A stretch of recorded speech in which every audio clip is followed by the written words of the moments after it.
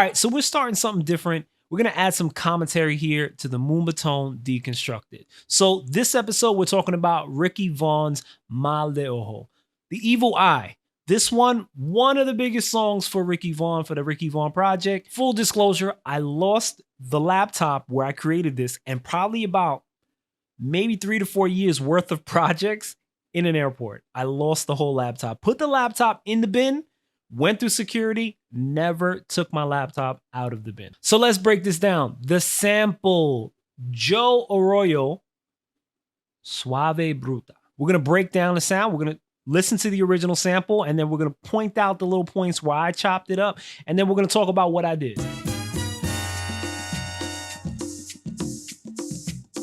So you already know that I use that, and then the congas. So I sampled the individual congas and looped those up within the track under the Moombahton and dembo breaks and stuff like that. So we got that in there, first of all. Next. There you go. Little vocal flip. Loop that up. And that. So we can hit those two together. Boom. Combination is great. So you already know what that is. That. And then that. We flip that.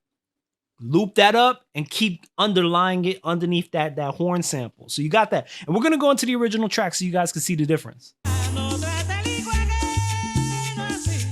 So that's that. That right there, that's what that. That's what that is. That's that little chop right there. We flipped that, looped it up. It's crazy. So crazy. It worked out. This is the one part that I wish I would have took.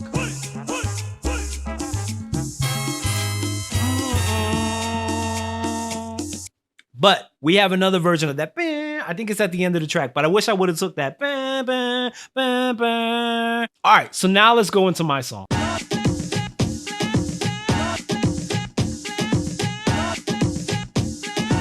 So horns, vocal chop, vocal loop. It's already 3 samples in the first beginning, like the beginning of the song.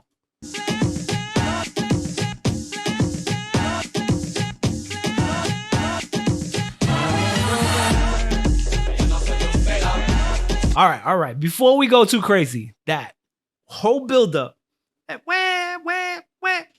so it's like 3 different vocal chops there, looping with the horns, the trap drums, the buildup. And let me tell you, one thing for me with vocal chops, and this is a rule I've always had from Sasson Bouya to Mr. Vega, Ricky Vaughn, all that, vocal chops don't, and this is just my opinion. So like, you know, use your own thoughts, but this is my understanding, my process of it.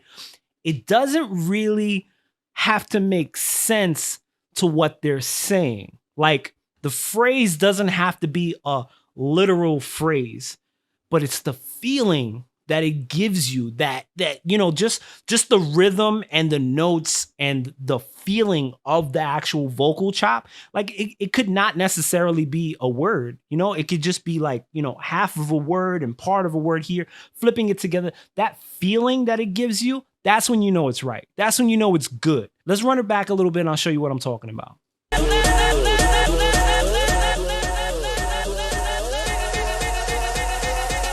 That dangle, like it's not even a word, but what it is the feeling and then the tone and the pitch and the chop, like the way it feels on that buildup is crazy. So let's go into the drop.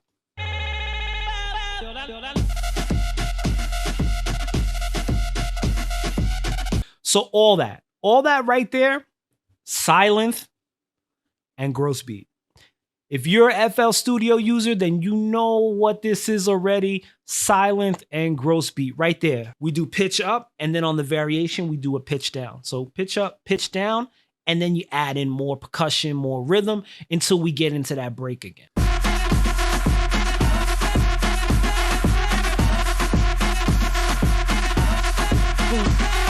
So even the drums, that doom, da-doom, doom, da-doom, ding, da-doom, doom. And then the rhythm, like they're like married with each other. And then we bring it right back around again.